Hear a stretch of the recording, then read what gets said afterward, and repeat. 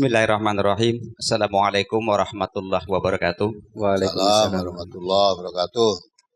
Perkenalkan Pak Ustadz, saya nama aslinya Sugeng Waluyo. Sehubungan katanya ibu saya waktu sakit, Sugeng itu diganti Waluyo jadi sehat. Gitu.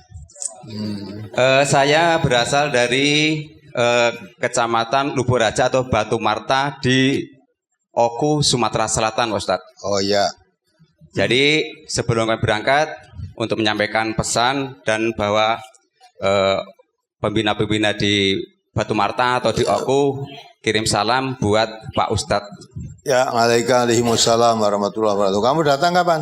Saya datang hari Jumat pukul 3 Ustadz. Berangkat dari Batu Raja itu pukul 11 siang dan ternyata tidak sempat untuk melaksanakan sholat Jumat bersama, jadi harus di kendaraan karena kendaraan tidak berhenti. Oh ya.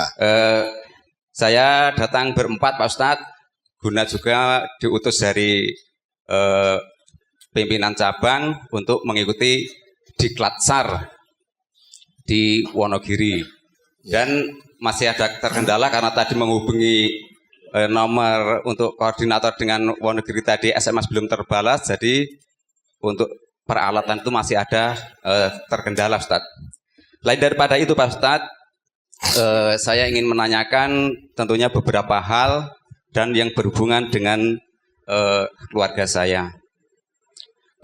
Pertanyaan ini sebetulnya sudah saya tanyakan di cabang, namun jawaban itu sekiranya kurang pas atau kurang memuaskan. Di sini Pak Ustadz, saya meninggalkan seorang ibu yang sudah tua renta. Sehubungan dengan brosur tadi masalah sholat. Jadi beliau tatkala saya ada di rumah, sehubungan beliau itu stroke Pak Ustadz, jadi hanya di kasur berbaring saja.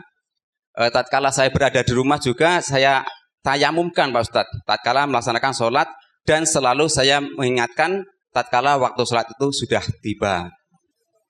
Namun terkadang Pak Ustadz, sebelum datang waktu sholat juga, ibu saya itu kadang-kadang sudah pakai jari atau kemul dan kepalanya itu dikasih tutup. Kalau saya tanya katanya sudah sholat. Dikarenakan ada masalah dengan komunikasi Pak Ustadz. Setelah ibu saya sakit stroke itu ternyata tidak bisa berkomunikasi. Jadi sangat sulit untuk berkomunikasi dan kadang-kadang kalau tidak sesuai dengan apa yang beliau inginkan itu hanya marah. Dan saya juga sebagai anak tidak bisa mengerti maksud dan tujuan karena mohon maaf tatkala berbicara itu kalau bahasa Jawanya sudah pelo Pak, cedal. Jadi tidak bisa memahami apa yang disampaikan. Pertanyaan Pak Ustadz, sholat yang demikian itu yang dilakukan oleh orang tua saya itu apakah termasuk sholat yang sudah memenuhi syarat? Dan terkadang juga ini waktu demi waktu juga terlupakan karena kadang-kadang sholat, kadang-kadang tidak Pak Ustadz. Karena keterbatasan daya ingat juga. Itu yang pertama. Kemudian yang kedua, masalah pengobatan Pak Ustadz. Jadi di tengah-tengah masyarakat itu selalu banyak fenomena-fenomena yang sekiranya dapat dikatakan, boleh dikatakan aneh. Jadi ada orang yang stroke, malaria, itu cara pengobatannya juga tidak secara medis, datang kepada orang-orang pintar Pak Ustadz. Jadi menggunakan air dan juga yang aneh lagi ditanyakan hari lahir bin siapa, lahirnya hari apa itu selalu ditanyakan. Yang demikian itu apakah melanggar daripada ketentuan-ketentuan syariat pengobatan secara islami? Terus ditanya ini sembuh apa enggak? Ya Pak Ustadz. Sembuh apa enggak diobati itu tadi? Ya kadang-kadang ada yang sembuh, ada yang tidak. Karena mungkin Pak Ustadz, satu sembuh yang 20 juga enggak sembuh. Itu modelnya kebetulan saja. Karena ada yang cocok-cocokan. Dan ini pasiennya itu lebih banyak daripada di luar daerah saya Pak Ustadz. Misalnya saya di Batu Marta itu bahkan ada juga yang dari Jakarta itu ada. Katanya ada yang cocok juga, ada yang dari Jambi. Itu.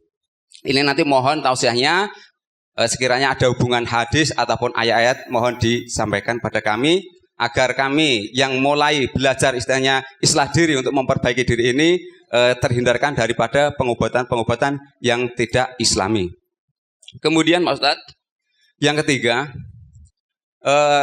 di tengah-tengah masyarakat kami atau di tempat saya itu banyak ya tentunya beraneka ragam pemahaman. Pernah terjadi waktu saya itu sholat menjadi imam. Saya sampaikan, bapak-bapak, saudara-saudara, mohon maaf, kalau imam tidak kunut, mohon tidak kunut. Bahkan ada saudara kita, itu kalau imamnya saya, pasti sujud sahwi, Pak Ustaz. Nah ini, jadi sering, bahkan ada tidak hanya saya yang menegur, ada juga yang menyampaikan tidak usah sujud sahwi, Pak, ikuti saja imam itu. Tetapi oleh karena kurang mantap, sehingga melakukan sujud sahwi itu. Kemudian Pak Ustadz, hubungan saya di Sumatera Selatan itu mulai tahun 77. Jadi ini saya mohon maaf mencari saudara saya yang berada di Gemolong di Berumbung. Jika seandainya ada alamat yang saya sebutkan ini nanti itu kalau tidak salah desanya apa Sumberrejo atau gimana itu sekiranya dari Kaliosot itu tidak jauh. Sekira beberapa setengah jam atau bagaimana, apakah memang ada desa itu yang namanya Sumberrejo di Berumbung itu. Nanti mohon dikirimkan ke nomor HP saya 0813 4416 9018. Itu nomor saya. Saya ulangi. Nama saya Waluyo. Saya ulangi 0813 4416 9018. Demikian Pak Ustadz, atas tausiahnya kami ucapkan terima kasih. Dan satu permohonan, kami nanti setelah selesai pendidikan SAR akan membangun majelis Pak Ustadz di Batu Marta Unit 3. Dan saya ini nanti ada keperluan di Boyolali setelah selesai nanti untuk menyelesaikan musyawarah masalah tanah wakaf tersebut yang diberikan pada saudara kita yang berada di Boyolali. Untuk itu kami kelompok Majelis Tafsir Al-Quran atau cabang Lubuk Raja itu mohon doanya. Dan sekali lagi saya sampaikan kepada seluruh warga Batu Marta 2 khususnya atau di Batu Raja, ini sudah ada cabang-cabangnya. Di Batu Raja itu ada di Pancur pada Bapak Yatno itu di kota, itu kabupaten. Kemudian di Kecamatan Lubuk Raja itu di tempat kami di Batu Marta Unit 3 sebelum komplek PTP 7. Kemudian ada cabang baru ini di Batu Marta Unit 15. Sekiranya saudara-saudara yang berada di Batu Raja di Batu Marta 15 ingin bergabung, silahkan menghubungi nomor saya atau nomor tersebut sebagaimana saya sebutkan tadi 0813 4416 9018.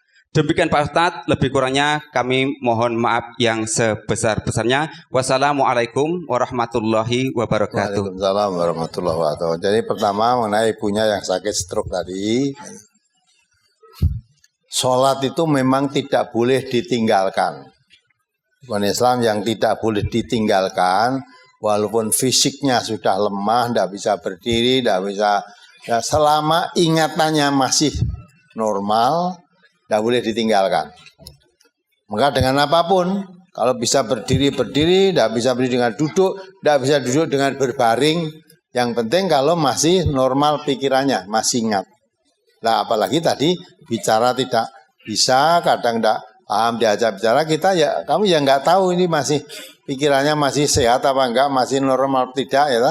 Apalagi tambah sakit stroke, tambah lagi pikun kan enggak. Nah, yang penting bagi anaknya, bagi yang waras, diamati setiap waktu-waktu sholat diingatkan. Syukur diajak sholat. Ya, maka tadi sering lupa, wong sudah tidak, maka itu waktu pun mungkin tidak ingat. Maka kalau apa itu setiap waktu sholat yang sehat atau anak-anaknya itu yang mengingatkan untuk sholat. Ya. Sholat pun karena bacaannya ya enggak bisa baca apa enggak, yang penting kita mengingatkan. Insya Allah kalau di waktu sehatnya ya sholat, sekarang sakit fisiknya enggak bisa bergerak, tapi kalau akal pikirannya masih normal, dia pun akan sholat menurut kemampuannya. Tidak bisa dengan berdiri, ya dengan duduk, tidak bisa duduk dengan berbaring, tidak bisa bergerak tangan dengan isyarat semaksimalnya. Insya Allah sah sholatnya. Tapi kalau sudah tidak normal, ya sudah kadang lupa, kadang ingat, ya sudah, itu sudah pikun namanya. Tidak sholat pun tidak ada masalah. Yang penting bagi yang sehat punya kewajiban setiap waktu sholat diingatkan. Itu saja kewajibannya. Pengobatan alternatif atau dukun. Nabi kita mengatakan barang siapa percaya membenarkan omongannya dukun, walaupun tidak mendukun tapi meyakini dukun itu pinter, omongannya tepat, mempercayai omongannya dukun aja, kata Nabi 40 malam sholatnya gugur, rusak, sholatnya rusak. Ya, itu baru membenarkan omongan dukun. Ya, apalagi yang mendukun, apalagi dukunnya. Sudah 40 sholat, 40 malam sholatnya rusak, tidak sah. Ya, maka itu kalau berobat memang Nabi juga perintahkan berobatlah kalau kamu sakit. Kalau berobat sakit itu kepada ahlinya. Idza wusital amru ila ghairi ahlihi fantadiri sa'ah. Ya. Kalau sesuatu perkara, suatu urusan diserahkan orang yang bukan ahlinya, tunggu kehancurannya makin parah. Ya. Tadi katanya ada yang sembuh, ada yang tidak. Nek kata dukun, ya, malah ada yang jalan cara Jawa ada entulnya. Entulnya itu malah mengatakan, wah dukunnya pinter. Oke, yang sakit dari pengobatan dari Jambi, dari Aceh, semuanya sembuh. Nah, gue biasanya cantri dukun. Ya, jangan percaya begitu.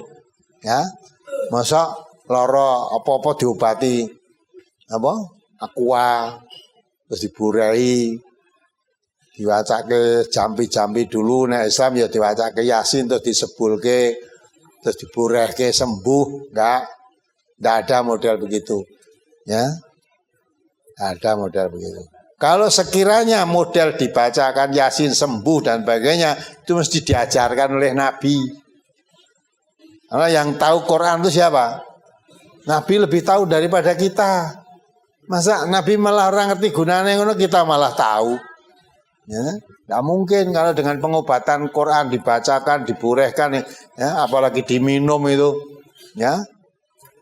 Quran ini tulisannya tidak diobong, abune tinggal minum kopi 1000 penyakit sembuh, bohong itu dah. Ya dah, tidak percaya gitu. Sama kalau berobat ke ahli pengobatan. Dokter ya paling tidak mantri lah dia belajar tentang pengobatan itu. Dan pakai ilmu maksudnya. Dah jangan percaya kata orang, kata karena itu dikandaki wong pinter. Lah wong bodoh dikandaki pinter ya. Terus melu-melu nyebar-nyebarke lah, kamu ikut menyebarkan itu dosa. Dah percaya Nabi, percaya pada dukun 40 malam sholatnya gugur dah. Makmum melakukan sujud sahwi karena imamnya tidak kunut, tidak ada tuntunannya. Ya, maka itu kalau hanya mengikuti orang macam-macam, orang kunut sujud sahwi, ya dah. Dan ini dasarnya kok ngendi ya orang ngerti, nggak tahu dasarnya. Padahal ibadah itu harus ada dasarnya. Ya, kalau tidak ada dasarnya, buat sendiri itu namanya. Ya, buat sendiri. Dan kunut itu sendiri masih dari permasalahan. Ada yang memakai kunut, ada yang tidak. Ya. Ada yang tidak pakai kunut subuh loh. Tapi ada yang kunut setiap ada musibah saja, ya, disebut kunut nazilah itu. Nah, sudah begitu silakan. Tidak usah kita menyalah-nyalahkan mereka, hanya kita berusaha. Wala takfu ma laisa laka bihi ilmun. Urusan ibadah kamu jangan melakukannya sebelum tahu ilmunya. Maka kita kalau belum tahu ilmunya, ada orang melakukan begitu, tidak usah ikut. Kalau mau ikut seperti itu, tanya dulu pada yang mengamalkan. Kamu kok sujud sahwi dengan mau kunut imamnya, kamu sujud sahwi apa? Ada tuntunannya, dalilnya mana? Nah kalau sudah ditunjukkan dalilnya, hadisnya sahih, baru boleh ikut. Ya, kalau ikut-ikutan nggak boleh. Dalam Islam taklid itu tidak ada, dilarang. Ya, nah, itu mudah-mudahan bisa dipahami. Ya, ini saudara kita yang ada di Desa Sumberjo, Berumbung tadi ya. Ya, Batu Marta atau Batu Raja itu ya. Yang kira-kira ada sana atau mendengar siaran ini bisa nanti cari tempat itu. Ya, telepon dulu kepada saudara siapa tadi? Waluyo.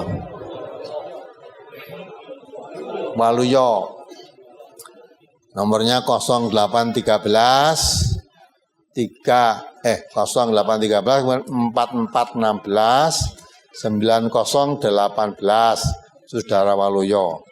Ya mungkin yang dengar ini dari daerah Sumatera sana mungkin bisa hubungi Saudara Waluyo ini kemudian gabung binaan-binaan sana.